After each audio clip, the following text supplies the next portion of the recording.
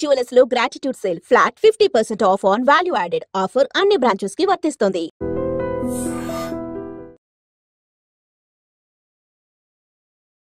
Big breaking అందుతోంది. హైదరాబాద్ శివార్లోని గాజుల రామారంలో ఘోర సంఘటన అయితే జరిగింది. అంటే ఇక్కడ కన్న తల్లే తన ఇద్దరి పిల్లల్ని కూడా చంపేసిన పరిస్థితి అయితే కనిపిస్తోంది. ఆ తర్వాత పిల్లలు చనిపోయిన వెంటనే తాను కూడా ఆత్మహత్య చేసుకుంది. ఈ ఘటనకు సంబంధించి పోలీసులు అయితే పూర్తిగా ఆరా తీస్తున్న పరిస్థితి అయితే కనిపిస్తోంది. ఒక రకంగా స్థానికంగా ఈ కేసు తీవ్ర కలకలం అయితే రేపింది. ఎందుకంటే ఆ తల్లి తన పిల్లలను ఎందుకు చంపాల్సి వచ్చింది, అసలు తానెందుకు చనిపోయింది అనేది కూడా పోలీసులు విచారణ చేస్తున్న పరిస్థితి అయితే కనిపిస్తోంది. ఇది ఎక్కడ అంటే గాజుల రామారంలో ఈ ఘటన జరిగింది. ఇద్దరి పిల్లలని కొడవలితో నరికి చంపేసింది తల్లి. మరి ఆ తర్వాత ఆ పిల్లలిద్దరు కూడా చనిపోయినరు అని నిర్ధారించుకున్న తర్వాతనే ఆమె కూడా భవనం పైనుంచి దూకి ఆత్మహత్య చేసుకుంది.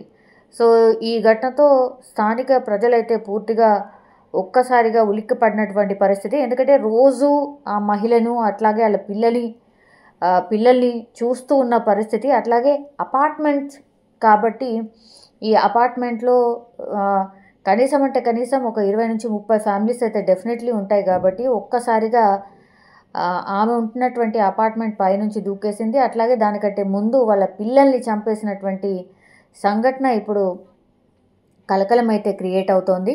అంటే అసలు ఈమె ఆత్మహత్య చేసుకోవడానికి కారణం ఏంటి, అట్లాగే తన ఇద్దరి పిల్లల్ని ఎందుకు చంపేసింది అనేది కూడా పూర్తిగా ఆరాధిస్తున్నారు. కానీ అక్కడ చుట్టుపక్కల వాళ్ళు చెప్పిన దాని ప్రకారం అయితే కుటుంబ కలహాలే దీనికి అంతటికీ కూడా కారణమని కూడా చెప్తున్నారు. తల్లి పేరు వచ్చేసి తేజస్విని, పిల్లల పేర్లు వచ్చేసి హర్షిత్ రెడ్డి కేవలం 11 సంవత్సరాలే, ఆశీష్ రెడ్డి ఇంకో కొడుకు కేవలం 9 సంవత్సరాలు మాత్రమే ఉన్నాయి. పూర్తిగా అయితే కేసు నమోదు చేసుకొని అన్ని కోణాల్లో విచారణ అయితే చేస్తున్న పరిస్థితే. అయితే ఈ తేజస్విని వద్ద అయితే ఒక సూసైడ్ నోట్ని పోలీసులు స్వాధీనం చేసుకున్నారు.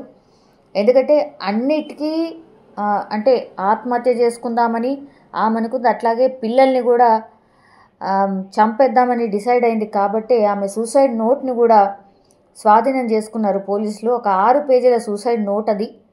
సో అన్నిటికీ సిద్ధపడే కొడుకులు హర్షిత్ రెడ్డి అట్లాగే ఆశీష్ రెడ్డిలను ఈ కొబ్బరి బొండాలు కొట్టే కత్తి ఉంటుంది కదా, సో దాన్ని తీసుకొచ్చి వాళ్ళని నరికి చంపినటువంటి పరిస్థితి.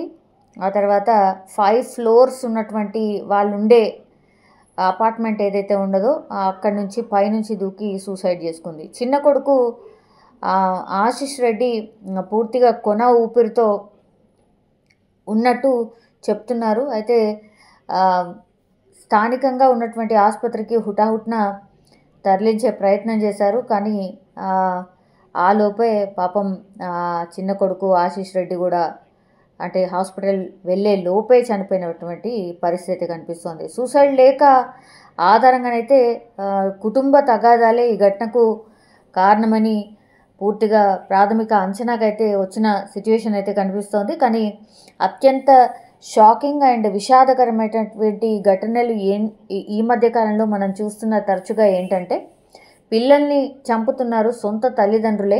అంటే రీజన్స్ ఏమన్నా కావచ్చు, తల్లిదండ్రులే పిల్లల్ని చంపి ఆ తర్వాత వాళ్ళు కూడా సూసైడ్ చేసుకుంటున్న సందర్భాలే ఈ మధ్యకాలంలో చాలా వెలుగులోకి వస్తున్న పరిస్థితి. అంటే వాళ్ళు ఏమనుకుంటున్నారు అని అంటే మా తర్వాత ఇంకెవరు వాళ్ళ పిల్లల్ని పట్టించుకోరు, చూసుకోరు, కాబట్టి ఇంకా పిల్లల్ని కడతేర్చి ఆ తర్వాత మనం కూడా చనిపోతే ఇంకా ఎవరికి భారం కాకుండా ఉండొచ్చు అన్న భావనలో ఇది చేస్తున్నట్టుగా